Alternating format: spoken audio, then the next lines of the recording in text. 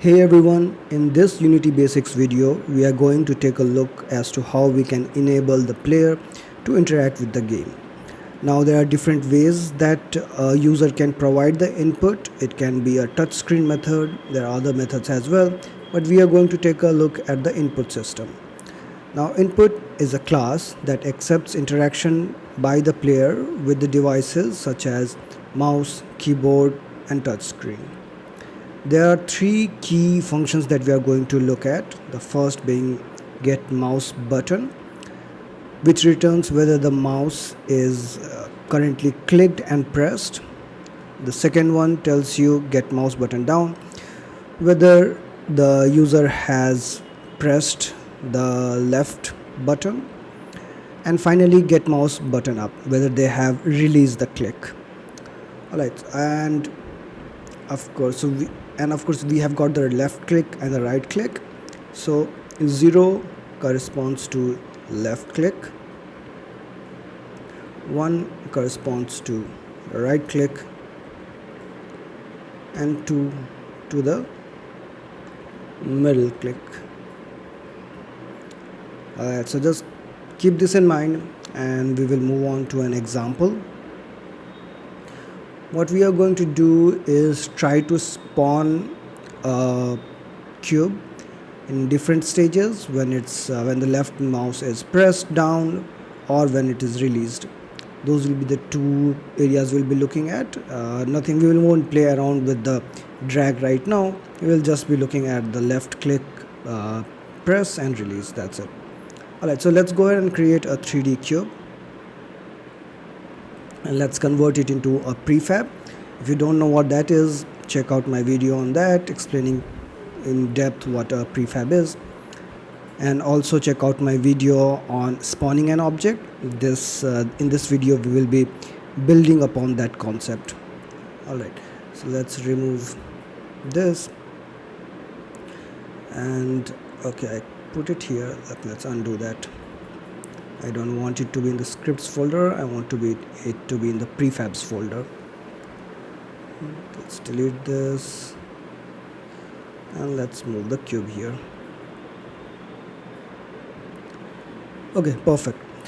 Now we'll create a script.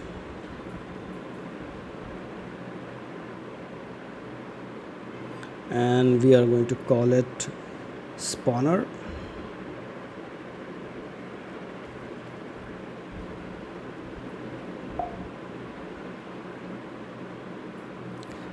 Let's go ahead and open this script. So what we're going to do here is first of all have the prefab be linked to this. So we'll first of all create a public game object, and let's say that cube prefab.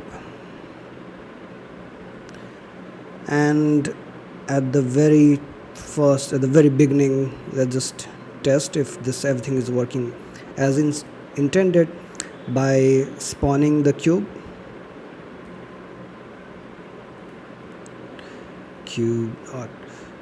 dot transform. And again, if you don't know what the code that I'm using right now, cube prefab transform, go check out the video on components and transform.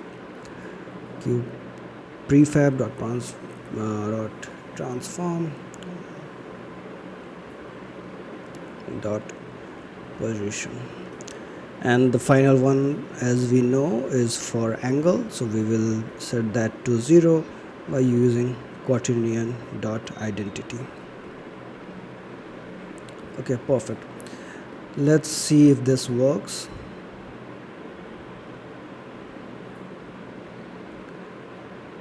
Yeah, we have our prefab here. Let's drag and drop the prefab to it, and let's create an empty spawner game object to which we can link our script spawner. Alright, Okay, perfect. So the cube spawned, which is what we are looking for. Now the next thing that we are going to do is we want the cube to be spawned only when there's a left click. So we'll move the code to here and encapsulate this code inside an if statement where we say that input dot get mouse button down. That was the code, right? Let's check it once. Get mouse button down, yes, input. And if that's true, you don't always have to spell it out, but let's just do that here. Is true for the left click, then instantiate this prefab. Alright, so let's go ahead and see if this works.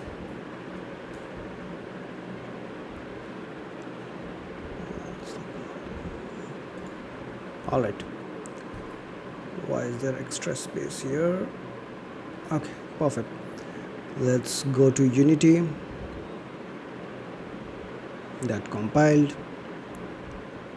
and let's click on play. Nothing, but now let's try clicking here and we got a cube. So basically what's happening is that whenever I am pressing the left mouse button, this function, this instantiation or spawn function is getting called, and therefore we get a cube. So that was during a click of left button. Now I want to spawn a cube when I release the mouse button. So let's change it to mouse button up. I believe that's the syntax. Let's check it again. Get mouse button up. That's right. So let's go back to Unity, play it again, and this time, so right now I have it pressed. I don't think you can tell, but I have the left mouse button clicked. Now I'll release it and you get a cube. Alright, so I hope that clarified the concept of input, and I'll see you in the next video.